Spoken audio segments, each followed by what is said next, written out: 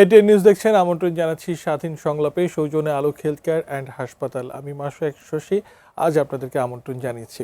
দৈনিক সমকাল গতদিন শিরোনাম করেছিল যে 4 মাসে 118 শিশু ধর্ষণের শিকার হয়েছে, খুন হয়েছেন 17 জন। মানবাধিকার সংস্থা HRS তাদের প্রতিবেদনে বলছে যে 16 মাসে 580 শিশু ধর্ষিত, 483 জনকে হত্যা করা হয়েছে। আর সাম্প্রতিক সময়ে রামিসার ঘটনাতে সারা দেশ তোলপাড়। নিশ্চয়ই লামিয়া আক্তারের কথা মনে আছে আপনাদের, মাগুরার সেই শিশু আসিয়া, তাকেও নিশ্চয়ই ভোলেননি। এমন শত শত শিশু নারী প্রতিনিয়ত দেশের আনাচে কানাচে নিগৃহীত হচ্ছে, নিপীড়িত হচ্ছে, হত্যা শিকার হচ্ছে। এই প্রেক্ষাপটেই আজকের শিরোনাম রেখেছি, নারী ও শিশু নিরাপদ নয় কেন। দুজন অতিথি আজকে আমাদেরকে সময় দিচ্ছেন স্টুডিওতে। আমাদের সঙ্গে আছেন ডক্টর রাশেদা রওনক খান, শিক্ষক, ঢাকা বিশ্ববিদ্যালয়ের লেখক ও গবেষক। আপনাকে আমন্ত্রণ জানাচ্ছি। একই সাথে আমন্ত্রণ জানাচ্ছি ডক্টর মেখলা সরকার, আপনাকেও, মানসিক রোগ বিশেষজ্ঞ। কৃতজ্ঞতা জানবেন আজকে আমাদেরকে সময় দিচ্ছেন। ডক্টর রাশেদা রওনক খান, আপনাকে দিয়ে শুরু করতে চাই। নারী ও শিশুর প্রতি সহিংসতা বা নিপীড়ন নিশ্চয়ই নতুন কিছু নয়, তবে আমি জানতে চাই সাম্প্রতিক সময়ে এর মাত্রা কি আমাদের সমাজে বেড়েছে, নাকি তথ্য প্রযুক্তির যুগ বলে এগুলো প্রচারে আসছে আরও বেশি? সবসময়ই ছিল তথ্য প্রযুক্তির কারণে, প্রসারের কারণে একদিকে যেমন বেড়েছে এইগুলোর প্রচার, একইভাবে সহিংসতা ঘটানোর বা এই ধরনের রেপ বলি বা এই ধরনের ঘটনাগুলো ঘটবারও মানে এক ধরনের প্রভাবক হিসেবে কাজ করছে। সেটাও একটা গুরুত্বপূর্ণ বিষয়। ডিভাইস নিয়ে সারাক্ষণ যারা থাকছে তাদের এক ধরনের মনে হওয়ার বিষয় না, এটা হচ্ছে যে পর্ন দেখছে, বিভিন্ন সাইট আমরা দেখতে পাচ্ছি যে এখন একদম ওপেন। ফলে সেটা যখন সে ডিভাইসে দেখছে, তার ভেতরে তো এক ধরনের আকাঙ্ক্ষা তৈরি হয় সেটাকে সে বাস্তবে রূপ দেওয়ার জন্য। এখন বাস্তবে রূপ দেওয়ার জন্য সে হাতের কাছে নারী এবং শিশুদের, বিশেষ করে শিশুদেরকে তাদের কাছে অনেক বেশি সহজপ্রাপ্য বলে মনে হয়। কারণ হচ্ছে শিশুদেরকে তো খুব সহজেই একটা কিছু দেখিয়ে, বাচ্চারা যা হয় অল্প বয়সের, দেখা যায় একটা চকলেটের কথা বললেও তাকে কাছে টেনে নেওয়া যায়, তাকে একটু আড়াল করা যায়। সেইটার সুযোগটা এই ধরনের মানুষজন নিচ্ছে এবং এই কারণে এটা বেড়ে যাচ্ছে। একই প্রশ্ন ডক্টর মেখলা সরকার আপনার কাছেও আসতে চাই। মানে সমাজের কি একটা শিফট হয়েছে, নাকি আসলে যে এটা ধারাবাহিকভাবে চলছিল সেই ধারাবাহিকতাই এখনো বহাল আছে? মানে মনস্তত্ত্বটা আসলে কি, মানুষের পরিবর্তনটা হলো কোথায়? আসলে এই ধরনের ঘটনায় যখন যারা ঘটায় আর কি, তাহলে নানা রকমের তার মানসিক জায়গায় আসলে মাল্টিফ্যাক্টরিয়াল ব্যাপার কাজ করে। উনি যেটা বললেন যে আমাদের তথ্য প্রযুক্তির উন্নয়নের কারণে মানুষ অনেক কিছু এখন অ্যাক্সেসিবল হয়ে গেছে, অনেক কিছু তারা দেখছে, সেটা যেমন প্রভাবক হিসেবে কাজ করছে সেটাও ঠিক। সাথে কিন্তু আর একটা ব্যাপারও হয় যে আমাদের এই অতিরিক্ত আমাদের যে মোবাইল কেন্দ্রিক আমাদের জীবনযাপন, অনেক ক্ষেত্রে কিন্তু আমরা লাইফ থেকে কিছুটা বিচ্ছিন্ন হয়ে যাচ্ছে। আর যখন জীবন থেকে বিচ্ছিন্ন মানে হলো মানুষের সাথে, পরস্পরের সাথে আমাদের বিচ্ছিন্নতা বোধ। যখন আমরা বিচ্ছিন্ন হব তখন কিন্তু পরস্পরের প্রতি যে আমাদের দায়িত্বশীলতার একটা জায়গা থাকে, সেই জায়গাটা কিন্তু আস্তে আস্তে কমে যাচ্ছে এবং মানুষের প্রতি মানুষের সংবেদনশীলতা কমে যাচ্ছে। এবং খালি তথ্য প্রযুক্তি না, দেখবেন আমাদের ইদানিং যে মিডিয়াতে আমাদের যে সিনেমাগুলো আমরা দেখি, খুব কিন্তু অনেক ক্ষেত্রে ভায়োলেন্ট, সহিংস ঘটনা, এই ঘটনাগুলো কিন্তু আমাদের এক ধরনের সেন্সিটিভিটি কমিয়ে দেয়, সংবেদনশীলতা কমিয়ে দেয়। অর্থাৎ আরেকজনকে আঘাত করলে, আরেকজনকে অত্যাচার করলে সেটা যে আসলে এক ধরনের আমাদের মানবিকভাবে এক ধরনের যে সংবেদনশীল ব্যাপারটা কাজ করে, যেটা আমাদেরকে নানাভাবে ইনহিবিট করে, সেটা আমরা যখন রেগুলার আমরা দেখব, সেটা এক ধরনের গ্রহণযোগ্যতা পেয়ে যাচ্ছে। কিন্তু কাজে নানা দিক থেকেই বিষয়গুলো আছে এবং তার সাথে কিন্তু আরও বিষয় রয়েছে, যেমন হলো আমাদের গ্লোবালি তো আসলে একটা অস্থিরতার মধ্যে রয়েছে। এই যুদ্ধ বিগ্রহ নানা কিছুই কিন্তু আমাদের মধ্যে এক ধরনের অস্থির মনোভাব তৈরি করছে, যেমন মানুষের সাথে মানুষের বিচ্ছিন্নতা যেমন তৈরি করছে, কাজে মানে সামগ্রিকভাবেই আসলে এটা প্রভাবযুক্ত করছে। মাদকের ব্যাপার রয়েছে। কাজে আমাদের আসলে গ্লোবালি আমরা একটা জীবন এক ধরনের ট্রানজিশনাল স্টেজের মধ্যে দিয়ে যাচ্ছি, অতি দ্রুত কিছু পরিবর্তনের মধ্যে দিয়ে যাচ্ছি। মানে বেশ কিছু ফ্যাক্টর আসলে এখানে কাজ করছে। কিন্তু একই সাথে ডক্টর মেখলা সরকার, সাম্প্রতিক সময়ে বেশ কিছু ধর্ষণ এবং হত্যার ঘটনা পর্যালোচনা করে বিশেষজ্ঞরা বলছেন যে সবকটিতেই শিশুরা তাদের প্রতিবেশী, আত্মীয় কিংবা ঘনিষ্ঠজন দ্বারা নিপীড়নের শিকার হয়েছেন। এমনকি যে রামিসার কথা বলছিলাম, ঠিক পাশের ফ্ল্যাটে থাকছিলেন। মানে এইটারই বা ব্যাখ্যা কি? তাহলে আমাদের শিশুরা নিরাপদ কোথায়? এই শিশুদের যে যৌন নির্যাতন আসলে তো নানা স্কেলে হতে পারে। একটা ব্যাড টাচ থেকে শুরু করে একেবারে এক্সট্রিম, যেটা আমরা ধর্ষণ আমরা মনে করে থাকি। এ ধরনের ঘটনাগুলো কিন্তু বেশি ঘটে হলো নিকটাত্মীয়ের মধ্যে, এবং যেটা ডেটা বলে যে সবচেয়ে বেশি হয় পরিবারের সদস্য, আত্মীয় স্বজন, প্রতিবেশী, তারপরে কিন্তু বাইরের মানুষ।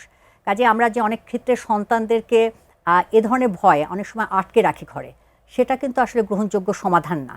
বরং হলো এই ঘর থেকে আসলে বাচ্চাটাকে কিভাবে নিরাপদ করা যায় সেই জায়গাটাতে আসলে আমাদের মনোযোগ দেওয়া প্রয়োজন। এবং যেটা মা বাবার মধ্যে কাজ করে যে আমরা কিন্তু ঘরে বাচ্চাটাকে নিরাপদ মনে বলি, তখন কিন্তু একটু আমরা অতখানি সুপারভাইজ করি না, হ্যাঁ, বা আমরা প্রতিবেশীটাকে করি না, আত্মীয় করি না।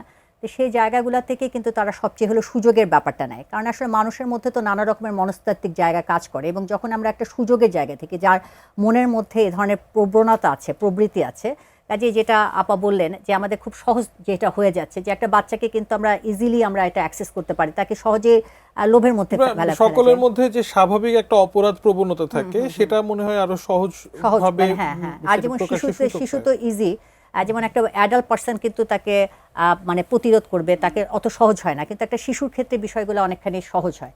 তো সেই বিষয়গুলোও কিন্তু আমরা সেই সুযোগটাও আমাদের নেতিবাচক যে মানসিক বৈশিষ্ট্য আছে সেই তারা আসলে গ্রহণ করে। চমৎকার বিশ্লেষণ করেছেন। আমি একটু ডক্টর রাশেদা রওনা খান আপনার কাছে এই প্রসঙ্গে আসতে চাই। যখন এই ধরনের ঘটনা ঘটে বলা হয় বিচার পাবো কি পাবো না সেটার একটা অনিশ্চয়তার ব্যাপার ভুক্তভোগীরা বলে থাকেন। একই সাথে বলা হচ্ছে যে এই ধরনের ঘটনাতে আইনি যে প্রক্রিয়া সেই প্রক্রিয়া আসলে অনেক দীর্ঘসূত্রতার কারণে সেটার উপর একটা আস্থাহীনতা তৈরি হয়, চূড়ান্ত বিচারে আইনগতভাবে আসলে শাস্তির সংখ্যাও কম। এই যে দুর্বলতা, যে কাঠামোগত বা আইনগত, সেটাও কি আসলে এই ধরনের অপরাধকে আরো উস্কে দিতে সহায়ক ভূমিকা পালন করছে কিনা? অবশ্যই এ ব্যাপারে তো কোনো সন্দেহই নাই। এবং এবার রামিসার ঘটনাটায় যেটা জনগণ একদম উত্তেজিত হয়ে গেছে, কিংবা চট্টগ্রামে আমরা দেখছি উত্তাল চট্টগ্রাম, সেটার একটা বড় কারণ হচ্ছে এই বিচারহীনতার সংস্কৃতি। হ্যাঁ, যে দীর্ঘসূত্রিতা হচ্ছে। এবং আপনি দেখেন, আপনি যদি মানে ধরেন 96-এর দিকে সম্ভবত ইয়াসমিন হত্যাকাণ্ড, 95 বা 96, ইয়াসমিনের যে পুলিশ ভ্যানে যে তাকে করা হলো, রেপ করা হলো, সেই কাল থেকে এই পর্যন্ত কয়টা রেপ কেসের একদম মৃত্যুদণ্ড হয়েছে, রেপিস্টের মৃত্যুদণ্ড হয়েছে, কয়টার সঠিক বিচার হয়েছে। এখন মানে এখন ফেসবুকের দুনিয়া, সোশ্যাল মিডিয়াতে মানুষজন সবাই বিচারক হয়ে যাচ্ছেন, সেখান থেকে কিন্তু অনেকগুলো পয়েন্ট খুব ভ্যালিড পয়েন্ট, যেমন যে আসলে স্বীকার করে নিচ্ছে যে সে করেছে। হ্যাঁ, যেমন রামিসার ঘটনায় এই লোক সোহেল যে সে স্বীকার করেছে, তারপরে পূজার রেপের ঘটনায়, তারপরে আসিয়ার ক্ষেত্রে, এগুলো কিন্তু একদম স্বীকার করা। সেসব ক্ষেত্রে কেন এত লম্বা সময় দিতে হবে? আসামির আত্মপক্ষ সমর্থনের জায়গা দিতে হবে, এবং আত্মপক্ষ সমর্থনের জায়গা দেওয়া যেতে পারে, কিন্তু বিচার প্রক্রিয়াটা এমন জায়গায় চলে যায় অনেক ক্ষেত্রেই বলা হচ্ছে যে এটা পুলিশ এবং আইনজীবীদের দুই পক্ষেরই একটা ব্যবসার জায়গা না হয়ে যাচ্ছে। এই জায়গাটা নিয়ে কিন্তু কথা উঠছে, বলছে যে পুলিশের হাত থেকে জনগণ রেপিস্টকে ধরে নিতে চাচ্ছে, কারণ পুলিশ তাদেরকে বাঁচিয়ে নিয়ে যাচ্ছে। এখন পুলিশ কেন বাঁচিয়ে নিয়ে যাচ্ছে এটারও কিন্তু একটা ব্যাখ্যা দাঁড় করানো হচ্ছে সোশ্যাল মিডিয়া, আমরা দেখতে পাচ্ছি। কারণ পুলিশ যদি একজন আসামিকে ধরতে পারে ঠিকঠাক মতনে, তখন পুলিশও এই জায়গা থেকে আসামি এবং দুই পক্ষ থেকে এক ধরনের অনেক রকমের ব্যবসা চলে। এগুলো সোশ্যাল মিডিয়াতে এখন মানুষজন লিখছে, যে কারণে মানুষজন অন্য কিছুর কথা ভাবছে। ফলে এই দীর্ঘসূত্রিতা বা এই জায়গাগুলো নিয়ে এখন কিন্তু সরকারকে ভাবতে হবে। এখন কিন্তু ভাবনার সময় এসেছে, কারণ যে আকারে বাড়ছে, যেভাবে প্রতিনিয়ত, আজকে আমি এখন এখানে আসতে আসতে দেখছিলাম যে চট্টগ্রামে এই নিয়ে বোধহয় 3জন কি 4জন শিশুকে, আরো 3জন শিশুকে পাওয়া গেছে। এখন কথা হচ্ছে চট্টগ্রামে 2 দিন আগে আমরা দেখলাম গ্রাফিতি মুছে ফেলায় যেই পরিমাণ উত্তেজনা দেখা গেল মেয়েদের ভেতরে, সেই উত্তেজনাটা কেন ওদের বিচারের ক্ষেত্রে আসছে না? মানুষ কিন্তু মানে আমরা কিন্তু শুধু বিচার কার্যের প্রতি দেখাচ্ছি যে দীর্ঘসূত্রিতা, আমরাও কিন্তু খুব বুঝে শুনে যেটা রাজনৈতিক গেইন হয় সেদিকে আগাই, যেটাতে রাজনৈতিক কোনো ফলপ্রসূ কিছু নাই, আমার কোনো গেইন হবে না, সেখানে আমি নীরব থাকি। এই যে সারাক্ষণ মানে ন্যায় বিচার চাওয়ার ক্ষেত্রেই পলিটিক্যাল মোটিভেশন একটা প্রভাবক হিসেবে কাজ করছে। এটার ফলে কি দাঁড়াচ্ছে? এটার ফলে দাঁড়াচ্ছে আসলে বিচারহীনতার যে সংস্কৃতি, সেটা আসলে আরো প্রলম্বিত হচ্ছে। এই জায়গাগুলো নিয়ে আসলে আমাদের সবার ভাবনার জায়গা দরকার, এবং সরকার এখানে একটা, আমার মনে হয় যে নতুনভাবে কিছু বিষয়ে চিন্তা ভাবনা করতে পারে। মানে চিন্তা ভাবনার প্রসঙ্গ যখন আসছে, ডক্টর মেখলা সরকার, আপনার কাছে এই প্রসঙ্গে আসতে চাই। মানে আইনগতভাবে আইনি কাঠামোর ভিতরে বিচার নেওয়ার ক্ষেত্রে যে দীর্ঘসূত্রতা, সেটা তো একটা আছে, কিন্তু যে ভুক্তভোগী, যে ভিকটিম, এই বিচার নেওয়ার প্রক্রিয়াতে সামাজিকভাবে তাকে যেই বাধা ডিঙাতে হয়, আমাদের সমাজ কি এখনো প্রস্তুত, বা সমাজ কি আসলেই চায় যে একজন প্রকৃতভাবে ভুক্তভোগী বা তার পরিবার সে বিচার চাক? কতটুকু সহানুভূতিশীল সমাজ ব্যবস্থা আছে? আর এটার মধ্যেও কিন্তু আবার একটা প্রযুক্তির ব্যাপার চলে আসছে। আমরা এখন প্রতিনিয়ত এত নতুন নতুন খবর আমাদের মধ্যে আমরা যাই, কাজে এই ফেসবুকে যেমন কোনো একটা মৃত্যুর ঘটনা দেখলে আমরা আরআইপি লেখার সাথে সাথে আবার একটা খুব গুড নিউজ দেখে আমরা উচ্ছ্বসিত হই, অর্থাৎ হলো আমাদের ইমোশনটা কিন্তু সাস্টেন করছে না। ঠিক তেমনি এই ঘটনা কিন্তু সব কিছু আমাদের মেমোরিটা এখন খুব বলবো যে সাময়িক হয়ে গেছে। কাজে এই ঘটনা আপাতত আমাদের উত্তেজিত করছে, কিন্তু আবার কিছুদিন পরে হয়তো আর একটা ঘটনা যাবে, কাজে আমরা ইজিলি শিফটেড হয়ে যাচ্ছি। কাজে সেটাও কিন্তু আমাদের একটা প্রযুক্তির জায়গায় আমাদের মনস্তত্ত্বের উপরে প্রভাব ফেলছে। কাজে হ্যাঁ, ডেফিনেটলি এ ধরনের একটা ঘটনা, যেহেতু বিশেষ করে রামিসার মতন ঘটনা আমরা অনেকে রিলেট করতে পারছি আমাদের সাথে, আমরা এক ধরনের ভয় পেয়ে গেছে সবাই। যারা প্যারেন্টস তারা কিন্তু ভয়টা হচ্ছে যে এটা আমার পরিবারেও যে কোনো সময় হতে পারে, এবং সেটা ডেফিনেটলি তাদের কোনো রকমের ভাবে এক্সপেক্টেড না। কাজে সে ভীতি ব্যাপারটা আছে। কাজে সেক্ষেত্রে আমি বলবো হলো সোসাইটি ডেফিনেটলি চায় এ ধরনের ঘটনার সাথে ঘটনার বিচার ব্যাপারটা চায়। কিন্তু যেটা বললাম যে আমাদের বর্তমান আসলে প্রেক্ষাপট এমন যে আমাদের একটা ঘটনা প্রবাহের মধ্যে দিয়ে যাচ্ছে এবং প্রতিদিন নতুন নতুন ঘটনা, কাজে আমাদের প্রতিদিন নতুন নতুন ঘটনাতে এসে আরো সেন্সেশনাল ঘটনা ঘটছে, যার কারণে মনোযোগ শিফটিং হচ্ছে, সেটা ঠিক আছে। আমি জানতে চাচ্ছি যে আমাদের বর্তমান সমাজ ব্যবস্থাতে কিংবা আরো আগে যখন কেউ এই ধরনের যৌন নিপীড়নের শিকার হয় একজন ভিকটিম, তাকে কি সে কি সমাজে আগের এই নিপীড়িত হওয়ার আগে তার যে অবস্থান, পরবর্তীতে সেই একই অবস্থান নিয়ে চলতে পারে কি না? না, সেটা আমি বলবো এখনো আমাদের মানে সোসাইটি অতখানি স্মার্ট এবং অতখানি উদার ব্যাপারটা হয়নি। কাজে এই যখনই এরকম একটা ভিক্টিমাইজড হয় কেউ, আমরা কিন্তু তার প্রতি দোষারোপটা তারই করি যে তার কোনো রকমের ভুল ছিল, তার কোনো রকমের অন্যায় ছিল। কাজে আমরা হলো যারা পারপেট্রেটর তাকে আমরা কিন্তু স্কেপ করে ওই জায়গাটা দেখি। আর একটা হলো আমাদের মধ্যে আবার কিছুটা ডিনায়ালের মধ্যে কাজ করে। এ ধরনের ঘটনা কিন্তু আসলে আমার আপনার যে কোনো মানুষের মধ্যে হতে পারে। কাজে যখন যার হচ্ছে তখন তার দিকে আমরা কিন্তু আঙ্গুল তুলে তার আগে দাঁড়াই, যে আমার জীবনেও ঘটতে পারে। সেই হিসেবে সেই এমপ্যাথি এবং সেই সহানুভূতির জায়গাটা কিন্তু আমি মনে করি যে সোসাইটি এখনও অতখানি অগ্রসর ব্যাপারটা হয়নি। আমরা হয়তো বা শিক্ষা বা অনেক কিছুতে এগিয়ে গিয়েছে, কিন্তু আমি বলবো মনস্তাত্ত্বিকভাবে একটা মানে যেটুকুন আমরা এগোনো বলি সেই জায়গাতে নির্যাতনের সামাজিক স্বীকৃতি প্রাপ্তির যদি কথা বলি, তাহলে তো আমরা অনেক ক্ষেত্রে এখানে কিন্তু ভিকটিমকে দোষযুক্ত করি যে তার কি ভুল ছিল। কাজে সেক্ষেত্রে সেই জিনিসটা খুঁজতে আমরা ব্যস্ত থাকি। কাজে সেটাও সেই যে আমরা যে সহানুভূতিশীল আমরা আসলে এক ধরনের আশা সমমর্মিত আমরা আশা করি, সেই জায়গারও তো আমাদের সোসাইটির এক ধরনের অভাব রয়েছে। সেই অভাবের জায়গা থেকেই কি ডক্টর রাশেদা রওনক খান, আমরা নারীদের কথা বলছি, শিশুদের কথা বলছি, মেয়ে শিশুদের কথা বলছি, ছেলেরাও তো শিকার হচ্ছেন, যেটাকে আমরা আবার নাম দিচ্ছি বলাৎকার। আমাদের সমাজ কি তাহলে সেটার জন্য প্রস্তুত নয়, এই বিষয়টি নিয়ে কথা বলতে বা এই নিপীড়নের বিরুদ্ধে সোচ্চার হতে? আমাদের সমাজ আসলে কোনো কিছুর জন্যই প্রস্তুত নয়। আমি যদি আপার সাথে একটু যুক্ত করি, আপনি ধরেন সৌদি আরব থেকে ফেরত রিটার্নি যে মাইগ্রেন্টসরা, ফিমেল মাইগ্রেন্টসরা, তাদেরকেই তো গ্রাম অ্যাকসেপ্ট করে না যে সৌদি আরবে কি যেন করে আসছে। হয়তো সে কাজেই গেছে, হয়তো বা কাজে যে গিয়ে সে নির্যাতনের শিকার হয়েছে, সেটা শারীরিক নির্যাতন, কোনো যৌন নির্যাতন না। কিন্তু যেহেতু আমাদের কনসেপ্টটা আছে যে সে ফেরত এসেছে মানে তাই সে যৌন নির্যাতনের শিকার হয়েছে, আর যৌন নির্যাতনের যদি শিকারও হয়, তাকে তো মা যেমন সন্তানকে ফেলে দেওয়ার কিছু নাই, সেমনি তার গ্রামও তো, তার পরিবারও তো তাকে টেনে নেওয়ার কথা, কিন্তু সেটা হয় না। অনেক ক্ষেত্রেই আমরা পাই গবেষণায় পরিবার নিজেই ডিজোন করছে, একদম। আবার এয়ারপোর্টে আসছেন, তাকে কেউ রিসিভও করছেন না, এবং তিনি যেহেতু আর টাকা পাঠাতে পারবেন না, অর্থাৎ তিনি আর টাকার মেশিন হিসেবে নাই, অতএব তার এখন ইম্পর্টেন্ট আইডেন্টিটি হয়ে যাচ্ছে যে তার স্ট্যাটাসটা কি। তার স্ট্যাটাসটা হচ্ছে তিনি ফেরত এসেছেন, এবং কেন ফেরত এসেছেন, তিনি কোনো না কোনোভাবে যৌন নির্যাতনের শিকার হয়েছেন, অতএব তাকে আমার পরিবারে বা আমার গ্রামে ঢুকানো যাবে না। এই যে আমাদের সমাজের মূল জাস্টিফিকেশনের জায়গাগুলো, জাজমেন্টের জায়গাগুলো, এই জায়গাগুলো সকল ক্ষেত্রে আছে। ঠিক একইভাবে মেয়ে বাচ্চার রামিসার এই ঘটনায় অনেক পোস্ট দেখা গেছে যেখানে বলা হচ্ছে যে মেয়েটা কেন গেল, স্কুলের সময়ে সে কেন উপরে গেল বা ওই বাসায় গেল, হ্যাঁ আচ্ছা তাকে কেন নেওয়া হলো, আর তারপরে শুরু হলো গেল তার স্ত্রীর ভূমিকা নিয়ে। অর্থাৎ আমরা খুবই জাজমেন্টাল, সারাক্ষণ জাজ করি, কিন্তু ঘটনাটা যে কত ভয়ানক আমি আমার পাশের বাসার একজন চাচা মামা বা আমার আত্মীয়, এটা তো পাশের বাসা, এর আগে অনেক ঘটনা ঘটেছে একদম পরিবারের সদস্যদের দ্বারা হয়েছে, সেরকম ঘটনার মূল জায়গায় না থেকে মেয়েটাকে দোষারোপ করা হয়। আমাদের দেশে ডিভোর্স হলে প্রথমেই আঙ্গুল তোলা হয় মেয়ের দিকে, যে নারীটি বোধহয় ঘর করতে পারেনি, সংসারটা করতে পারেনি, বদমেজাজি অথবা রাগী ইত্যাদি ইত্যাদি অনেক কিছু আসে। অর্থাৎ সকল ক্ষেত্রেই কিন্তু নারীকে দেখানো হয়। এখন আপনার যে প্রশ্নটা যে ছেলে শিশুর ক্ষেত্রে সমস্যাটা হচ্ছে সমাজ বুঝতে পারছে না কি করবে, অ্যাজ ইফ এটা নতুন ঘটনা না, এটা নতুন ঘটনা না, কিন্তু এই ছেলে শিশুর বলাৎকারের সাথে পুরোপুরিভাবে বেশিরভাগ ক্ষেত্রে জড়িত আছে মাদ্রাসা শিক্ষা, যেটা ইসলামিক একটা মূল্যবোধের জায়গা বাঙালির। ফলে এই জায়গাটা খুব বেশি প্রচার প্রসার ঘটুক এটাও আবার একটা পক্ষ চায় না। আপনি খেয়াল করবেন যে যেদিন রামিসার ঘটনাটা ঘটে পল্লবীতে, সেদিন ঠিক ঘটনাটা আরেকটি ঘটনা ঘটে আব্দুল্লাহ বনশ্রীতে। ওই ঘটনাটা কিন্তু এইরকম কোনো আমরা শুনি নাই ওভাবে, অনেকটাই ঢাকা পড়ে গেছে। এটার একটা কারণ হচ্ছে হ্যাঁ এটাকে আত্মহত্যা সাজানো হয়েছে, সেটা হতে পারে। আরেকটা হতে পারে, আমরা কোনোভাবে এটা অস্বীকার করতে পারবো না, যেহেতু এটা মাদ্রাসা কেন্দ্রিক ব্যাপার, এখানে এটা চাপা পড়ে গেছে।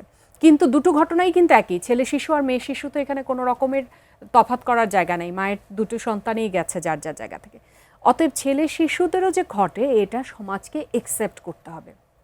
হয় কি আমাদের সমাজে ছেলে শিশু মানে হচ্ছে বংশের প্রদীপ, ছেলে মানেই হচ্ছে প্রোভাইডার, সে সব কিছু দিবে, সে সাহস দিবে, সে টাকা দিবে, সে সংসার দিবে, সে বাচ্চা দিবে, সকল কিছুই ছেলেরা দিবে। কিন্তু মেয়েরাও যে সমানে সমানে দেয় সেইটা আমরা হাইড করে যাই।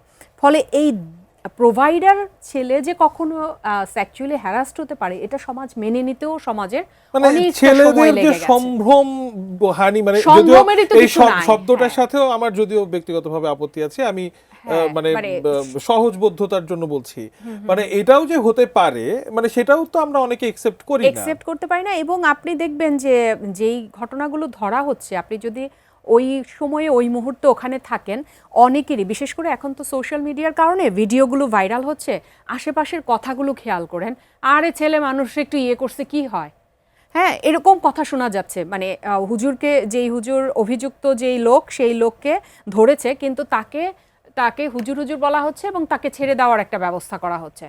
হ্যাঁ, যে আচ্ছা ঠিক আছে, এটা সমঝোতা করে ছেলের মা বাবাকে ডেকে বড় হুজুরের সাথে আলাপ করে ছেড়ে দেখ, এখনো সে বড় হুজুরই আছে। হ্যাঁ, এই যে জায়গাগুলো সমাজে একদম মানে রন্ধে রন্ধে ঢুকে আছে। এখন সমাজ কতদিনে তৈরি হবে বুঝার জন্য যে নারী হোক আর ছেলে হোক, পুরুষ হোক, দুটি শিশুই কিন্তু ভালনারেবল। আর তাছাড়া সমাজকে বোঝাবে কে, সেটাও তো একটা প্রশ্ন থাকে, সেই প্রশ্নও করব। তবে একজন দর্শক সম্ভবত প্রশ্ন নিয়ে অপেক্ষা করছেন। আসসালামু আলাইকুম দর্শক, আপনার পরিচয় দিয়ে প্রশ্নটি করুন। আমি পিন্টু দুয়ারি পটুয়াখালী থেকে বলছি। জি বলুন। আমার প্রশ্নটা হচ্ছে, আসিয়াকে যখন ধর্ষণ করে হত্যা করা হলো তখন প্রশাসন নড়চড়ে বসলো যে দ্রুত এই আসিয়া হত্যার বিচার করা হবে। ঠিক 1 বছর পেরিয়ে গেল, কিন্তু আমরা দেখলাম সেটা কালের গর্ভে হারিয়ে গেল। আবার রামিসার ক্ষেত্রেও তদ্রুপ। কিন্তু সবচাইতে হৃদয় বিদারক ঘটনা হচ্ছে চিটাগাঙ্গে। সেখানে ধর্ষণকারীকে যখন পুলিশ অ্যারেস্ট করলো তখন যারা তাকে প্রোটেকশন দিল এবং একদম পুলিশের গাড়িটা পর্যন্ত ফুরিয়ে দিল। এই যে অপরাধ, একদিকে ধর্ষণকারীকে বাঁচাবার জন্য যে অপরাধটা হলো, তাদেরকে আইনে আনা যায় কিনা, এটা হচ্ছে আমার প্রথম প্রশ্ন। দ্বিতীয় প্রশ্ন হচ্ছে যে আমরা তো এই মব ভায়োলেন্স থেকে বেরোতে পারবো কিনা, এটাই হচ্ছে আমার প্রশ্ন। অসংখ্য ধন্যবাদ, সকলকে ধন্যবাদ। তাহলে আমি ডাক্তার মেখলা সরকার আপনার কাছে এই প্রসঙ্গে আসতে চাই যে সমাজের যে পরিবর্তনের কথা বলছিলাম, সেই পরিবর্তনটা আসলে সূচিত হবে কিভাবে? রাষ্ট্র সেটার কি ব্যাটনটা প্রথমে বহন করবে নাকি সমাজ নিজে থেকেই বহন করবে? আর দর্শক যে প্রশ্ন করেছেন সেটার সাথে এখানে বলতে গেলে একটু মানে এই অপরাধ প্রবণতার একটু মনস্তত্ত্ব যদি আমরা ব্যাখ্যা করি, মানুষ বলা হয় হলো একটু ইচ্ছার দাস। এই ইচ্ছাটা কার কীরকম এটা ব্যক্তি থেকে ব্যক্তির এটা মানে পার্থক্য রয়েছে, এর মধ্যে তার জেনেটিক বৈশিষ্ট্য আছে, নানা রকমের তার বেড়ে ওঠার অনেক কিছু রয়েছে। তো এই আমরা যখন কোনো আসলে আমাদের ইচ্ছাটা পূরণ করতে চাই, সেটা যে কোনো কিছু হতে পারে, অপরাধ জায়গা হতে পারে, আমাদের বাধা হয়ে দাঁড়ায় দুটো ব্যাপার। একটা হলো আমরা বলি রিয়েলিটি মানে আমাদের সাইকোলজির ভাষায় বলে রিয়েলিটি। এই রিয়েলিটি বা বাস্তবতার মধ্যে সেখানে রয়েছে কোনো আমার বাস্তব বাধা, অর্থাৎ সেখানে আইনি বাধা হতে পারে, সামাজিক বাধা, অর্থাৎ এই ঘটনাটা ঘটলে আমি সামাজিকভাবে কতখানি বাধাগ্রস্ত হব, সেই বিষয়গুলো আমাদের কাজ করে। আর একটা ব্যাপার থাকে হলো আমাদের মোরাল বাধা, অর্থাৎ হলো আমাদের নৈতিক অবস্থান। এই নৈতিক অবস্থানটা তৈরি হয় ছোটোবেলা থেকে, আমাদের ধর্মীয় মূল্যবোধ, পারিবারিক মূল্যবোধ, সামাজিক মূল্যবোধের মাধ্যমে এই বিষয়টা আমাদের মূল্যবোধটা তৈরি হয়ে থাকে। কাজে আমার যদি আইনি বাধা বা আমি সামাজিক বাধাটা যদি আমি স্কেপ করতে পারিও, কিন্তু আমার যদি ধর্মীয় বাধাটা অনেক বা আমার সামাজিক মূল্যবোধ, যে মূল্যবোধের যে মোরাল যে ব্যাপারটা, সেটা যদি খুব স্ট্রং হয়, তাহলে যতই সুযোগ থাকুক আমি কিন্তু সহজে এটা করব না। আবার একই সাথে যদি এই বাধাটা উইকেন্ড থাকে বা কিন্তু আমি আইনি বাধা থেকে আমি এখান থেকে আমাকে কঠিন থাকছে যে না আমি সহজে এটা পার পাবো না বা একটা সামাজিক বাধার আমার সম্মুখীন হব, তাহলেও কিন্তু আমি এই অপরাধটা আমরা অনেক ক্ষেত্রে করতে পারি, করব না, এটা থাকবে না। কাজে আমাদের আসলে যখন সমাজের মানে আমাদের কে কীরকম, তার জেনেটিক বৈশিষ্ট্য কীরকম, সেটা আমাদের হাতে নেই, কিন্তু আমাদের এই দুটা জায়গায় আমাদের করার কিছু আছে। যেটা আপা প্রথমে বললো এই যে আমাদের রিয়েলিটি যেটা, অর্থাৎ যদি দেখা যায় যে এই ধরনের অপরাধ করলে খুব সাথে সাথে আমার এক ধরনের বিচারের মধ্যে পড়বো, আমি একটা ঝামেলার মধ্যে পড়বো, সেটা কিন্তু আমাকে এক ধরনের বাধাগ্রস্ত করবে। সামাজিক যে এক ধরনের বাধা, অর্থাৎ আমাদের পরিবার থেকে, আমার সোসাইটি থেকে, আমি টিকতেই পারবো না সোসাইটিতে, কাজে সেটাও কিন্তু আমাকে এক ধরনের বাধাগ্রস্ত করবে। এই সামাজিক বাধা আসবে কিন্তু যত বেশি আমাদের এই মিডিয়াতে ব্যাপার নিয়ে কথা হবে, যত রকমের আমাদের জনপ্রতিরোধের আমরা সম্মুখীন হব, তত বিষয়টা হবে। এটা অর্থাৎ জনগণের সচেতনতার সাথে রিলেটেড। আমি বলবো সবচেয়ে বেশি যদি আমরা প্রিভেন্ট করতে চাই, সেই জায়গাটা হলো আমার মূল্যবোধের জায়গাটা তৈরি করা। এই মূল্যবোধটা কিন্তু তৈরি করতে গেলে এখানে রাষ্ট্রের চেতে প্রত্যেকটা ব্যক্তির পরিবার থেকে ব্যাপারটা শুরু করতে হবে।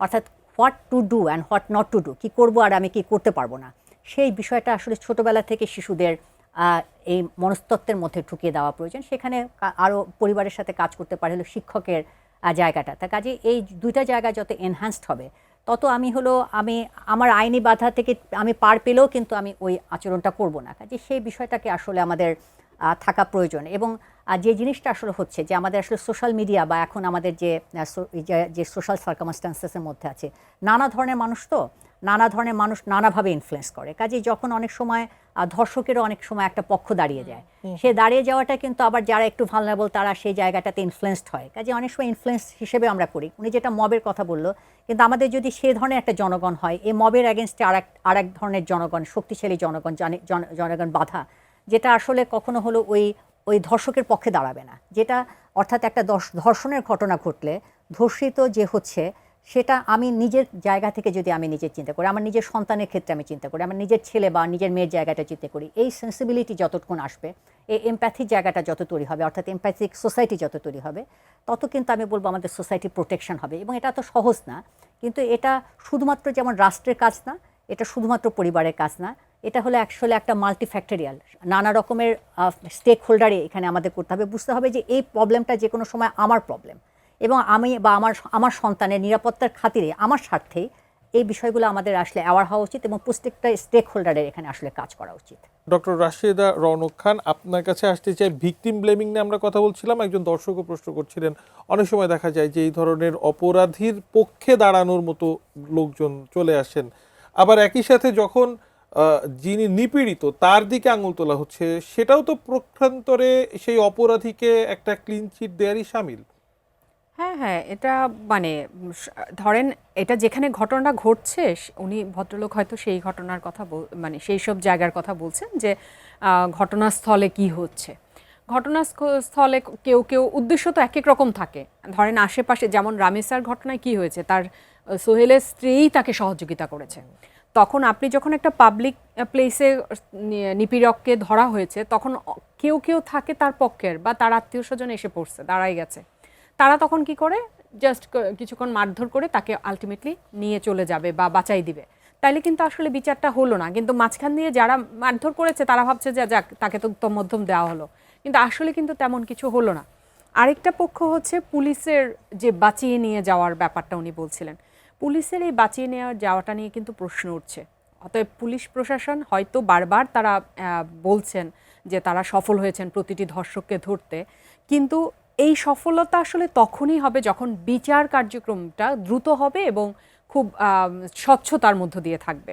অনেক ক্ষেত্রেই দেখা হয় গ্রামেগঞ্জে বিশেষ করে সমঝোতার ভিত্তিতে, এমনকি রেপিস্টের সাথে বিবাহ দেওয়ারও প্রস্তাব দেওয়া হয় এবং পুলিশ বলা হয় যে থানা পুলিশ এতে সম্মত আছে বা সহযোগিতা করে, মধ্যস্থতায় বলা হয় পুলিশের মধ্যস্থতায়। এখন একজন ধর্ষককে যে মেয়েটি নিপীড়িত হলো তার সাথে বিয়ে দেওয়াই কি এটা একটা সমাধান হয়ে গেল? যে ধর্ষক সে তো সারা জীবন ধর্ষক থাকবে, এবং এই মেয়েটা যে ট্রমাটা নিয়ে এই বিয়েটাতে রাজি হচ্ছে যে আমার ধর্ষকের সাথে আমার বিয়ে হচ্ছে, সেই মেয়েটার সারা জীবনটা কেমন কাটবে? আর এই ধর্ষক কি আর কখনো কাউকে ধর্ষণ করবে না? মানে সমাজের চিন্তাভাবনাগুলো দেখেন, ভিকটিম এই ইয়েটা কোন পর্যায়ে যায় যে ভিকটিমকেই শেষ পর্যন্ত এই আপোষটা করতে হয়। ওই যে আমরা মানে ওই আলোচনাটাই সম্ভবত করছিলাম যে সমাজ নিজেও তো আসলে গ্রহণ করতে চায় না, না, যার কারণে ভুক্তভোগীকেও আসলে সেটা নিয়তি হিসেবে মেনে নিতে হচ্ছে, কিংবা পরিবার ভাবে যে তার ছোট বোন আছে তাদের বিয়ে দিতে হবে, অতএব ধর্ষকের সাথে যদি বিয়ে দিয়ে দেওয়া হয় তাহলে অন্তত যে সেই তো আবার জামাই, সমস্যা নেই। মানে পুরো বিষয়টা আসলে শারীরিক হয়ে যাচ্ছে, কিন্তু শুধু তো বিষয়টা শারীরিক না, শরীরের সাথে সাথে এখানে মানসিক ব্যাপারটাও খুব জড়িত, যে একটা মেয়ে ধর্ষকের সাথে আবার ঘর করার কথা বলা হচ্ছে, অথবা সমঝোতা করার কথা বলা হচ্ছে, অথবা মেয়েটাকে একঘরে করে দেওয়া হচ্ছে। ফলে অনেক সময় আমরা দেখি যে ধর্ষকের সাথে বিয়ে দেওয়ার পর মেয়েটা কিন্তু আত্মহত্যা করে, হ্যাঁ, বা কোনো রকম সমঝোতা করলে, কারণ মেয়েটা মেনে নিতে পারে না তার উপর দিয়ে যা গেছে সেটা তো আর কেউ আসলে উপলব্ধি করতে পারছে না। এগুলো হচ্ছে, আমি বলছি ঘটনাস্থলের কথা, কিন্তু আমাদেরও আবার ভিকটিম একটা রোল আছে, কিন্তু ভিকটিমকে দেখানো যে সে ভিকটিমই হওয়ার কথা বা সেই এটা হওয়ার কথা। সেটা কি? সেটা হচ্ছে আমাদের সমাজের নানান কিছুতে, আপনি যদি গল্প, কবিতা, উপন্যাস পাঠ করেন, আপনি নারীকে দেখবেন কিভাবে উপস্থাপন করা হয়। নারী হচ্ছে কোমল, নারী হচ্ছে একেবারে নরম, নারী হচ্ছে ফুলের মতো, নদীর মতো ভাসমান। কেন রে ভাই, নারী কেন শক্তিশালী হয়ে ওঠে না? নারী যদি 10টা ছেলে মেয়ে জন্ম দিতে পারে, নারী তো পুরুষের চেয়েও কিন্তু শক্তিশালী। আচ্ছা, নারী যদি কোমল মানে নদীর মতো শান্তও হয়, তবুও কি মানে সেই নদীর পানি এলোমেলো করে হ্যাঁ, এলোমেলো করে দেওয়ার অধিকার রাখে বাকি শক্তরা। সমাজের শক্ত বা শক্তিশালী গ্রুপ হচ্ছে পুরুষ, তাহলে পুরুষ হচ্ছে এই নারীকে খুব সহজেই এলোমেলো করে দিতে পারে, ছিন্ন বিচ্ছিন্ন করে দিতে পারে, শারীরিকভাবে, মানসিকভাবে সকল ক্ষেত্রে রাখতে পারে। এই যে আমাদের এই সাহিত্যের কথা বলি, সেটা আমরা আলাপ করছিলাম সিনেমার কথা। আপনি দেখেন বাংলাদেশের সবচেয়ে যেই নায়ককে আমরা সবচেয়ে মনে করি নাম্বার 1 নায়ক, সেই নায়কের সিনেমায় কি দেখানো হয়? সেই নায়কের সিনেমায় দেখা হয় নারীকে যা ইচ্ছে তা করা যায়। হ্যাঁ, নারীর আপনি গত কয়েকটা সিনেমায় দেখা গেছে যে নারীর সাথে যা ইচ্ছে তা করা যায়। সেটার জন্য এগুলো হয়তো পাশ্চাত্যের কিংবা আমাদের পাশের দেশের সিনেমারই এক ধরনের প্রতিফলন ঘটে, কিন্তু আমাদের সমাজকে আমরা আমাদের মতো করে ভাবতে হবে। হ্যাঁ, এবং এই পরবর্তীতে আমরা দেখলাম যে তার আশেপাশে আরও যে নায়করা আছে তারাও এইসব সিনেমাই বের করতে চাচ্ছেন। কারণ কি? এই যে হিরোইজম, এই যে এক ধরনের আলফা মেইলের ধারণাগুলোকে এক ধরনের বাহবা দেওয়া হয় আমাদের সমাজে। আপনি দেখবেন, আপনি এইসব সিনেমাগুলোতে কি পরিমাণ সিটি বাজে সিনেমা হলে, কি পরিমাণ দর্শক হাততালি দেয়, কি পরিমাণ মিডিয়া কাভারেজ পায়, যেগুলো হয়তো অন্য কোনো সহজ সরল সুন্দর সিনেমায় পায় না। তাহলে আমরা সবাই তো আসলে ভিকটিমকে ভিকটিম বানিয়ে নরম বানিয়ে দিচ্ছি, আর রেপিস্টকে কিংবা নিপীড়ককে আরও বেশি শক্তিশালী, আরও হিরোর জায়গায় নিয়ে যাচ্ছি। পুরো সমাজ, পুরো মিডিয়া, পুরো রাষ্ট্র সবাই তাই করছি। তাহলে ধর্ষক যে, সেও তো একভাবে ভাবে যে আমিও তো এরকম হিরো হতে পারি, আমার নায়ক যদি এরকম হতে পারে, নায়ক যদি এরকম করলে নায়ক হিসেবে বাহবা পেতে পারে, আমি কেন জেলের ভাত খাবো? আমিও বাহবা পাইতে পারি, সো আমিও করতে থাকি। মানে একটা ওই যে বলা হয় যে মানে পুরুষতান্ত্রিক সমাজে তার গ্রহণযোগ্যতার একটা ব্যাপার তো চলে আসে। কিন্তু তাহলে ডক্টর মেঘলা সরকার, আমাদের সমাজে নারীদেরকে কি কেবল নারীর লেন্সেই দেখেন, নাকি সেই দেখার প্রেক্ষাপটেও আসলে বেশ কিছু ফ্যাক্টর কাজ করে? ধরেন একেবারে সামাজিক পরিসরে যখন কেউ নিপীড়িত হন রাস্তাঘাটে, অনেক সময় তো দেখি অনেক নারীরা নিজেরাই দেখা যায় স্বভাব বিরুদ্ধভাবে ভিকটিম ব্লেমিং করছেন। সেটাই বা কেন করছেন? নারীর মনস্তত্ত্ব কি পরিবর্তন হচ্ছে? অ্যাকচুয়ালি হলো এটা কিছুটা আমাদের মানুষ তো আসলে সোশ্যাল একটা কনস্ট্রাক্টর, হ্যাঁ, মানে মানুষ সামাজিকভাবে যেভাবে সে বেড়ে ওঠে, সেই বিষয়গুলো তার মনস্তত্ত্বের জায়গা থেকে তৈরি হয়। অ্যাকচুয়ালি আসলে এই বেড়ে ওঠার সময় যেটা বলছেন, এটা কিন্তু অন্যতম একটা মিডিয়া কিন্তু একটা ভূমিকা পালন করে, যেটা উনি বলছেন। অর্থাৎ ছোটোবেলা থেকে নারীকে কিভাবে আমরা মিডিয়াতে দেখছি, আমরা আশেপাশে দেখছি, এবং কোন জিনিসটা আমাদের রিইনফোর্সড হচ্ছে। বিশেষ করে আমাদের নাটক সিনেমাগুলো, এটা তো আসলে আমাদের এক ধরনের স্বপ্নের জগৎ, কাজে এটা আমাদের সাংঘাতিকভাবে ইনফ্লুয়েন্স করে। স্পেসিফিক্যালি ছোটোবেলা থেকে যখন বেড়ে ওঠে, একটা নায়িকাকে আমরা যেভাবে দেখি, নায়ককে যেভাবে, সেভাবেই কিন্তু তার মধ্যে ওই জায়গাটাতে স্থাপিত হয়, হ্যাঁ, তাকে ওই জায়গাটা করা হয়। কাজে এই যে আমি নারীকে যে একভাবে আমরা দেখছি, অর্থাৎ একটা মেয়ের অবশ্যই হলো এক ধরনের নরম জায়গা, বা যেটা বললাম মানে তার না, মানে ইমোশনাল জায়গা সেই একটা ব্যাপার দেখার আছে। দৃষ্টিভঙ্গিটা তো ধরেন আপনার লিঙ্গ বা শ্রেণী সেটার উপরে ভিত্তি করে ভিন্ন হচ্ছে, কিন্তু আমি বলতে যাচ্ছি নারীর প্রতি যে সংবেদনশীলতা একজন পুরুষের তুলনায় অপর একজন নারীর আরো বেশি থাকবে, তেমনটাই আমরা আশা করি। এই রামিসার ব্যাপারটিতে দেখুন, যিনি মূলত ঘটনাটি ঘটালেন তাকে সাহায্য করেছেন তার স্ত্রী, তিনি একজন নারী। আবার রাস্তাঘাটেও যখন কোনো নারী নিপীড়নের শিকার হন, অন্য একজন নারী বলছেন যে তোমার কাপড়ে ঠিক নেই, তুমি তেমন হবেই, বা এই ধরনের পরিস্থিতির শিকার হচ্ছেন। তাহলে কি আমাদের নারীরা বুঝতে পারছেন না যে তারা আসলে কোন দিকে ধাবিত হচ্ছেন বা তারা কি চান? আচ্ছা, এত সব আসলে অ্যানালাইটিক্যাল জায়গা করে আমাদের অনেক ক্ষেত্রে আমরা দেখি না। আমাদের আসলে যে সোসাইটি আমাদের কিভাবে দেখছে, অর্থাৎ সে কিন্তু হলো নিজেকে তার জায়গা থেকে দেখছে না। একটা হলো সোশ্যাল আই, অর্থাৎ সামাজিক যে দৃষ্টিভঙ্গি, সেই দৃষ্টিভঙ্গি সে ধারণ করছে। এটা যে আসলে তার বিপক্ষে যাচ্ছে সেটা কিন্তু দেখছে না। ওই ভিকটিম যে আসলে সেও হতে পারে, মানে তারই একজন, কাজেই সেটা কিন্তু সেভাবে দেখছে না। অর্থাৎ সোশ্যাল যে আইটা, সেই আইটাই হলো তার তার চোখে বসাচ্ছে, সে চশমাটাই সে পড়ছে। কাজে এই সমাজের চশমা থেকে কিন্তু সে ওই বিষয়টা প্রত্যক্ষ করছে এবং সেভাবে তার পারসেপশন গ্রো করছে।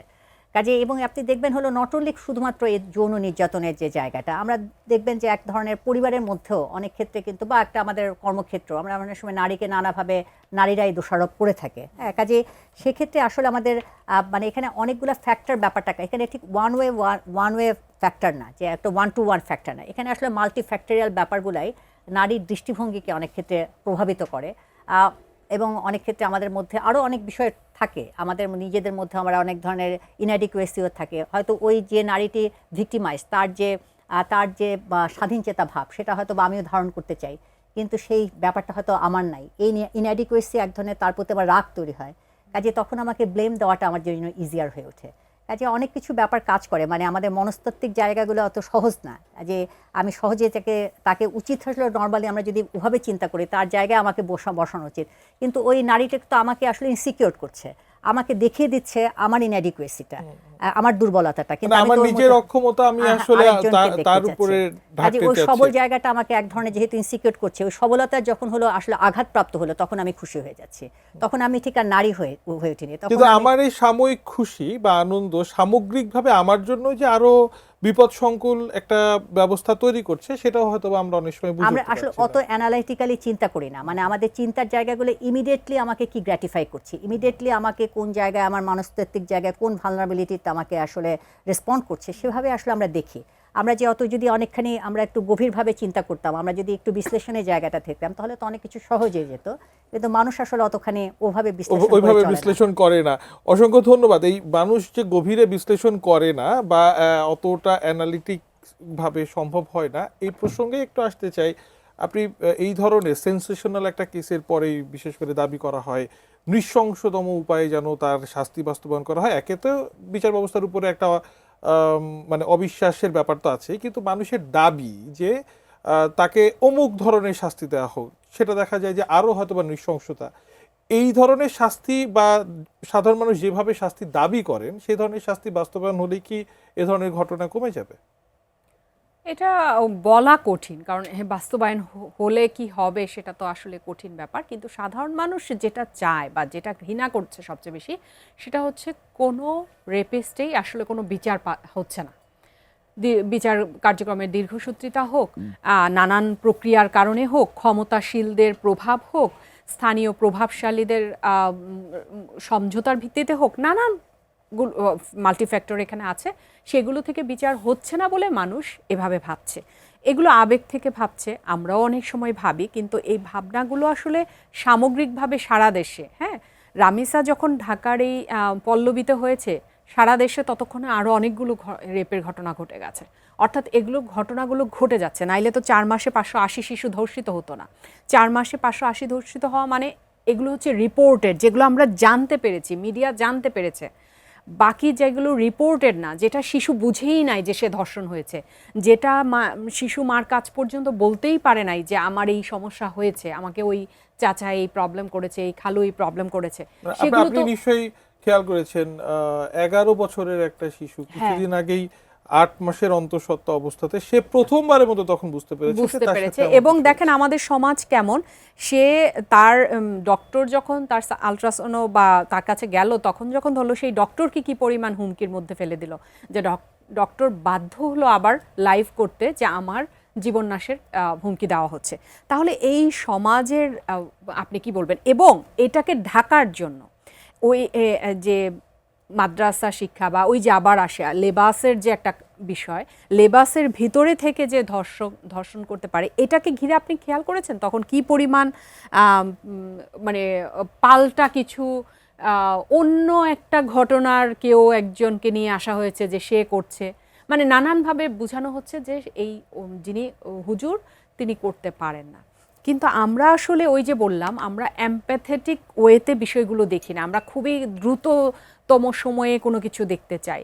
কিন্তু এমপ্যাথেটিক্যালি যদি দেখি যে একটা শিশুর ভেতর দিয়ে কী যায়, একটা 11 বছরের বাচ্চা কি করে একটা শিশু সে কনসিভ করে, মানে তার উপর দিয়ে কী গেছে, কিন্তু কি করা হলো, সমাজ পড়ে গেল তার নানা ভার্সেস ওই হুজুরের মধ্যে। শিশুটার কি হলো, শিশুটা কিভাবে কি করবে, আর কিন্তু মিডিয়াতেও কোনো খোঁজ খবর নাই। আমার মনে হয় আজকে আবার এতদিন পরে আমরা কথা বলছি, ওই ইস্যুটা নাই, একদম হারিয়ে গেল।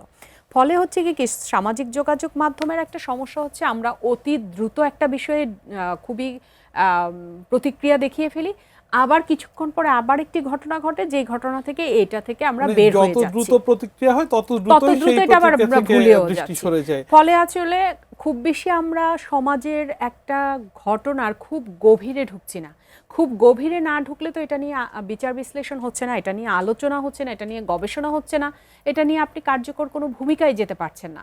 হ্যাঁ, পপুলিস্ট কিছু ইনিশিয়েটিভ আপনি নিতে পারেন, আপনি হঠাৎ করে বলতে পারেন যে এটা আমি 1 সপ্তাহের মধ্যে আমরা করে ফেলবো বা 2 সপ্তাহের মধ্যে করে ফেলবো, কিন্তু আলটিমেটলি কখনোই এগুলো 1 সপ্তাহ 2 এই সপ্তাহ 1 সপ্তাহ 2 সপ্তাহের কথা তো প্রথমবার না। আমি যদি 424 ঘন্টা 438 জন শিশুর কথা, 83 জন শিশুর কথা বলছিলাম, কম করে হলো 40টি ঘটনা আছে এমন সেন্সেশনাল, 40 বার বলা হয়েছে যে এই 1 সপ্তাহের ভিতরে করে ফেলা হবে। এবং আপনি দেখেন সোশ্যাল মিডিয়ার কারণে তো এখন সবাই আন্ডার সার্ভিলেন্স। আপনি কয়টা মব ভায়োলেন্সে পাবেন যেখানে নারীকে উলঙ্গ করে ফেলা হয়েছে, নারীর বস্ত্র হরণ করা হয়েছে, সেই সব মানুষজনকে ধরে আনা হয়েছে।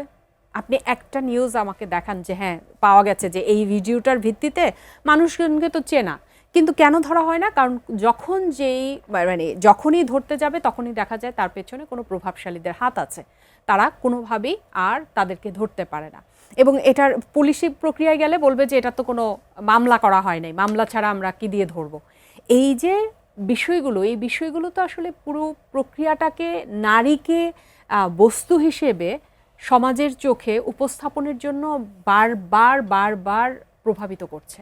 হ্যাঁ, আমি প্রথম যখন জীবনে দেখলাম যে সেটা সম্ভবত চাঁদপুরের একজন নারীর ছিল, তখন ইন্টেরিয়াম গভর্নমেন্ট ছিল, একদম প্রথম দিকে একজন নারীর বস্ত্র হরণ করে ফেলা হলো এবং মানে কমপক্ষে 50 জন পুরুষ সেখানে ঢুকেছে এই রুমটাতে। সেইটাকে নিয়ে কেউ কথা বললেন না, সেটা নিয়ে সবাই নীরব ছিলেন সমাজে। হ্যাঁ, এবং আইনি প্রক্রিয়া তো পরের বিষয়। কি হলো, পরবর্তীতে দেখানো হলো যে সে বা এখনও যেগুলো এই ধরনের ভিডিও পাওয়া যায়, মূল কথা কি? মূল কথা হচ্ছে পরকীয়ায় ধরা হয়েছে, পর পুরুষের সাথে সে বিছানায় ছিল, অমুক তমুক। সেটা যে কারণেই হোক, একজনকে তো আপনি আনরেস্ট করতে পারেন না, একজন নারীকে তো আপনি এই 50 জন 100 জন নারী মানুষের সামনে বস্ত্রহীন করতে পারেন না। তো এগুলো নিয়ে কেউ প্রশ্ন তুলেছে? এগুলো নিয়ে কখনোই আইনের মুখোমুখি হতে হয়েছে কাউকে হতে হয়নি, কারণ ওই বৈধতা পেয়ে যায় যে সে অন্য কারোর সাথে ছিল, সে ওই যে তাকে মব করেছে তার সাথে তার সম্পর্ক ছিল, এই জন্য আরেকজনের সাথে মানে কোনো একটা গল্প তৈরি করা হয়, যেই গল্পটা আসলে খুব পুরুষতান্ত্রিক। সেই গল্পের মানে নারী পুরুষ হচ্ছে প্রধান, নির্বিশেষে আপনার সামাজিক গ্রহণযোগ্যতাও আছে। হ্যাঁ, সামাজিক গ্রহণযোগ্যতা আছে, এবং শেষ পর্যন্ত নারীকে ছোট করে পুরুষকে প্রধান করে এমনভাবে গল্পের প্লট তৈরি করা হয় যে পুরুষ বাহবা দিতে থাকে। পুরুষ শুধু না, শরীরে নারী কিন্তু মানসিকভাবে পুরুষ, অর্থাৎ আমাদের পুরুষতান্ত্রিক সমাজে তো নারীরাও আমরা পুরুষই, আসলে পুরুষের চিন্তা ভাবনাতেই বেড়ে উঠি, তো সেই জায়গা থেকে আমরাও বাহবা দিই, ও আচ্ছা সে তো খারাপ নারী, তাকে নিয়ে যা ইচ্ছে তা করা যায়, তাকে ধর্ষণ করা যায়, তাকে নিপীড়ন করা যায়, তার বস্ত্রবিহীনভাবে তাকে সোশ্যাল মিডিয়াতে উপস্থাপন করা যায়, তার নামে বিভিন্ন কুৎসা রটনা করা যায়, তাকে পতিতা বানিয়ে ফেলা যায়, তাকে যে কোনো কিছু করা যায়। এই সমাজের এই যে দৃষ্টিভঙ্গি, হ্যাঁ, সেটা নারী পুরুষ আমরা উভয়ই ধারণ করি, সেই দৃষ্টিভঙ্গি থেকে বের না হওয়া পর্যন্ত আসলে খুব বেশি পরিবর্তন হবে না। ডক্টর মেখলা সরকার, আপনার কাছে আসতে চাই। আমরা অপরাধের মনস্তত্ত্ব নিয়ে কথা বলছিলাম, সমাজের কোন চোখ দেখে সেটা নিয়ে কথা বলছিলাম, কিন্তু অপরাধীরা মানে হয়তোবা এটা মানে অস্বীকার করার কোনো উপায় নেই, বিচারের একটা দীর্ঘসূত্রতা আছে, কিন্তু অপরাধ করে তো শেষ পর্যন্ত কেউ পার পাবেন না, সেটাও তো একটা প্রচলিত ভাষা, বা অপরাধের শাস্তির আওতায় আসতে হবে। অপরাধীরা কি আসলেই শাস্তির ভয়ে অপরাধ থেকে নিজেকে নিবৃত রাখেন? যে স্বভাবজতভাবেই অপরাধী, তাকে কিভাবে আটকাবে আইন? এটা আসলে খুব ছোটবেলা থেকে আস্তে আস্তে করে তার তৈরি হয় তো মনস্তাত্ত্বিক বিষয়গুলো, এবং অপরাধ কিন্তু এই ধরনের ঘটনা এর আগে দেখবেন এই সোহেলি আরও অনেক রকমের সিরিজ তার ঘটনা ঘটিয়েছে। কাজে এখান থেকে কোনো কোনো জায়গা থেকে স্কেপ করে গেছে, কোনো থেকে পার পেয়ে গেছে সে, হ্যাঁ। কাজে এই জায়গাগুলোই কিন্তু একটা রিইনফোর্সমেন্ট হিসেবে তার মধ্যে কাজ করে। অ্যাকচুয়ালি যেটা হয় যে যখন ছোটবেলা থেকেই কিন্তু এই যে অপরাধ প্রবণ নানা ধরনের কিন্তু কিছুটা তার আচরণগত কিছুটা ত্রুটিযুক্ত ব্যাপার থাকে। অ্যাকচুয়ালি এ ধরনের ক্ষেত্রে যদি এর সাথে আবার যুক্ত হয় কিছুটা মাদকের ব্যবহার, যখন মাদক হয়, মাদকের কেউ গ্রহণ করে, তখন এই যে আমাদের নানা রকমের যে ইনহিবিশন থাকে, যেটা আমরা একটু আগে আলোচনা করছিলাম, যে আমাদের সামাজিক বাধা, আইনি বাধা, আমাদের দিয়ে এক ধরনের মোরাল ব্যাপার, নৈতিক বাধা, তো এই বাধাগুলো যদি কারো থাকেও, কিন্তু যদি কেউ মানে মাদক নেয়, মাদক ওই আমাদের ইনহিবিশনটাকে উইথড্র করে ফেলে। ইনহিবিশনটা থেকে সে তখন আর কনসিকুয়েন্স বিবেচনা করে না, তখন তার ইমিডিয়েট ডিজায়ারটা স্যাটিসফাই করাটাই তার প্রধান হয়ে ওঠে। আর এই ধরনের অপরাধী ব্যক্তিরা ছোটবেলা থেকে আসলে নানা কিছু থেকে একটু একটু করে কিন্তু শুরু হয়, একটু একটু করে এই যে অন্যের সাথে আঘাত করছে, অন্যকে করছে, সে সামহাও কোনোভাবে আবার হিরো হয়ে যাচ্ছে। এই পার্সনই হয়তো বা তার গ্রুপের মধ্যে একসময় তার গ্যাংয়ের মধ্যে যে যত বেশি অপরাধ করবে, অপরাধের সাথে মানি ব্যাপারটা রিলেটেড, পাওয়ার রিলেটেড, কাজে এটা কিছুটা এক ধরনের গ্র্যাটিফিকেশনের জায়গায় কাজ করে। এটা এক ধরনের তার সেলফ স্টিমও তাকে বুস্ট আপ করে, যে এবং হলো এই যখন আরেকজন দিচ্ছে যে সে ধরনের একটা অপরাধ করছে, যে কোনো কিছু তোয়াক্কা করলো না, এটা এক ধরনের তার কমিউনিটি থেকে এক ধরনের বাহবাও পায়। কাজে একজন অপরাধী হয়ে ওঠার ব্যাপারে অনেকগুলো ফ্যাক্টর কিন্তু আমাদের রোল প্লে করে। এবং যেটা একটু বলবো যে অনেক ক্ষেত্রে আমাদেরও কিছু সাইকেট্রি রিলেটেড ব্যাপারের সাথে অনেক ক্ষেত্রে রিলেটেড, যেমন ছোটোবেলায় যারা একটু আচরণ যত মানে ত্রুটিতে ভুগে, কন্ডাক্ট ডিসঅর্ডার বলি, এরা কিন্তু ভবিষ্যতে এরকম অ্যান্টি সোশ্যাল পার্সোনালিটি হয়। এ সকল বাচ্চাদের যদি আমরা খুব ছোটোবেলায় আমরা পেয়ে থাকি, অর্থাৎ তাদেরকে বকাঝকা না করে আমাদের যদি একটু রেফার করে দেয়, সেখানে কিন্তু কিছুটা প্যারেন্টাল কাউন্সেলিংয়ের মাধ্যমে, আমরা গাইডলাইনের মাধ্যমে অনেক ক্ষেত্রে এগুলো মিনিমাইজ করা সম্ভব। কিন্তু কাজে সে বিষয়টাও যদি একটু আসলে আমাদের মানে মিডিয়া বা সোসাইটি অ্যাওয়ার হয়, তো এই বাচ্চাগুলা কিন্তু আমরা যখন দেখা যায় যে এ ধরনের ছোটোবেলা থেকে কিছু অপরাধমূলক আলোচনা করে, আমরা তাদের বকা লাগাই, বা কিশোর সংশোধন যে আমাদের আছে, সেখানে কিন্তু আসলে তাদের মনস্তাত্ত্বিক জায়গাগুলো আমরা প্রচলিতভাবে তাকে সংশোধন করার জন্য যেই ধরনের পদক্ষেপ নিই বা শাস্তিমূলক ব্যবস্থা নিই, সেটাও অনেক সময় বা আমরা সংশোধনের ঘরে হয়তো পাঠালামই না, আমরা হয়তো সোসাইটি থেকে তাকে মারছি, বকছি। কাজেই তার মধ্যে যে আসলে ভালোত্ব যে জায়গাটা, একটা মানুষ কিন্তু সম্পূর্ণ খারাপ না, তার মধ্যে কিছু ভালো জায়গা থাকে। কাজে আমরা যদি ভালো জায়গাগুলোকে আমরা আসলে ফোকাস করি, সেক্ষেত্রে আমি বলবো স্ট্রাকচার কিছু আমাদের যে কাউন্সিলিং সেবা, সেই জায়গাতে রেফার করা হয় ছোটবেলা থেকে, এবং এদেরকে প্রথমত আইডেন্টিফাই করা। এটা পরিবার থেকে আইডেন্টিফাইড হতে পারে, অথবা স্কুল থেকে, কারণ পরিবারের মানুষ অনেক সময় ওখানে আওয়ার হয় না। আমি একেবারে শেষ পর্যায়ে ডক্টর রাশেদা রনু খান, আপনার কাছে জানতে চাই, মানে এই ধরনের ঘটনা তো প্রতিনিয়তই ঘটছে, মানে বিচার ব্যবস্থারও যেই সীমাবদ্ধতা সেটাও তো বললাম, কিন্তু অভিভাবকরা তো উদ্বিগ্ন, মানে এই ধরনের ঘটনা তো থেমে নেই। কি করবেন আসলে তাহলে অভিভাবকরা, এই শিশুর মায়েরা বাবারা কি করবেন? অভিভাবকদের আমি সবসময় যেটা মনে করি যে আমাদেরও তো মানে অভিভাবকদের একটা বড় ভূমিকা আছে। হ্যাঁ, অভিভাবকদের ভূমিকা এখন প্রশ্ন আসতে পারে যে রামিসার বা অভিভাবকদের কি করা উচিত ছিল। কিছু করার নাই তো, ঘর থেকে টান দিয়ে নিয়ে গেলে তো কিছু আসলে করার থাকে না। কিন্তু তারপরও কথা থাকে, রামিসার ঘটনা তো আর সব জায়গায় ঘুরছে না, এক একটা ঘটনা এক এক রকমের। কিন্তু হ্যাঁ, অভিভাবকদের একটা বড় জায়গা হচ্ছে বাবা মা উদাসীনতা অনেক বাচ্চার জন্য কিন্তু মেন্টাল ট্রমা, অনেক ধরনের ব্যাড এক্সপিরিয়েন্সের মধ্য দিয়ে যায়। বাবা মাকে অনেক সচেতন হতে হবে। বিশেষ করে আমাদের সমাজে যেটা হয়, বাবারা মনে করে বাচ্চা জন্মদান যেমন মায়ের মানে ভূমিকা আছে, পুরো সকল কিছু মায়ের, কিন্তু না, এটা কিন্তু একটা যৌথ কার্যক্রম। মায়ের সাথে সাথে বাবাকেও খুব লক্ষ্য রাখতে হবে যে বাচ্চাগুলো কোথায় যাচ্ছে, কি করছে, মেয়ে হোক ছেলে হোক, দুই ক্ষেত্রেই। এবং বাবা মা এখনকার দিনে কিন্তু আপনি যদি বলেন একেবারে নিম্নবিত্তের ক্ষেত্রে, আমি করাইলে কাজ করতাম, সেখানে দেখেছি বাবা মা দুজনেই কাজে বের হয়ে যায়, তখন বাচ্চাগুলো ঘরে থাকে, তখন আশেপাশের মানুষজন জানে যে এই বাচ্চাগুলো বাসায় আছে, হ্যাঁ, স্কুল থেকে এতটা সময় ফিরবে, যে নিপীড়ক সে কিন্তু সব খেয়াল রাখে। আসলে অনিরাপদ অরক্ষিত একটা পরিস্থিতি আবার একেবারে এলিট ক্লাসেও আছে। সো সকল ক্ষেত্রেই বাবা মার উচিত কোনো না কোনো ভাবে যৌথ পরিবারটাকে আবার ফিরিয়ে আনা। যৌথ পরিবারের অভাব এটা একটা বড় কারণ আমাদের এই ধরনের সমস্যা। অসংখ্য ধন্যবাদ ডক্টর রাশেদা রনু খান আপনাকে, ধন্যবাদ ডক্টর মেঘলা সরকার আপনাকেও আজকে আমাদেরকে সময় দেওয়ার জন্য, এবং অবশ্যই ধন্যবাদ দর্শক আপনাদেরকেও। আজকের মতো এই আয়োজন থেকে বিদায় নিচ্ছি, তবে এই পর্দায় এটিএন নিউজের সঙ্গে থাকুন।